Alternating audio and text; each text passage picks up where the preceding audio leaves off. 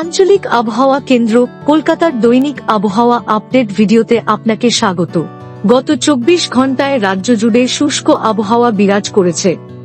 আজ রাজ্যের সবচেয়ে কম সর্বনিম্ন তাপমাত্রা রেকর্ড হয়েছে দক্ষিণবঙ্গের পুরুলিয়াতে 14 ডিগ্রি সেলসিয়াস, উত্তরবঙ্গের সমতল এলাকায় আলিপুরদুয়ারে 12 ডিগ্রি সেলসিয়াস এবং পাহাড়ে দার্জিলিংয়ে 6 ডিগ্রি সেলসিয়াস।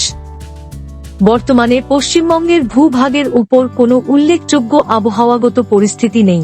ঘূর্ণিঝড় ডিটোয়া দক্ষিণ পশ্চিম বঙ্গোপসাগর ও সংলগ্ন উত্তর শ্রীলঙ্কার উপর অবস্থান করে গত 6 ঘন্টায় 8 কিমি প্রতি ঘন্টা বেগে উত্তর পশ্চিমমুখে অগ্রসর হয়েছে এবং আজ সকাল 8:30টায় 9.6 ডিগ্রি উত্তর অক্ষাংশ এবং 80.7 ডিগ্রি পূর্ব দ্রাঘিমাংশের নিকটে কেন্দ্রস্থ ছিল। এটি পরবর্তী সময়ে উত্তর পশ্চিমমুখে অগ্রসর হতে পারে এবং 30 নভেম্বর ভোরে দক্ষিণ পশ্চিম বঙ্গোপসাগরের উপর উত্তর তামিলনাড়ু, পুদুচেরি ও সংলগ্ন দক্ষিণ অন্ধ্রপ্রদেশ উপকূলের কাছে পৌঁছাতে পারে।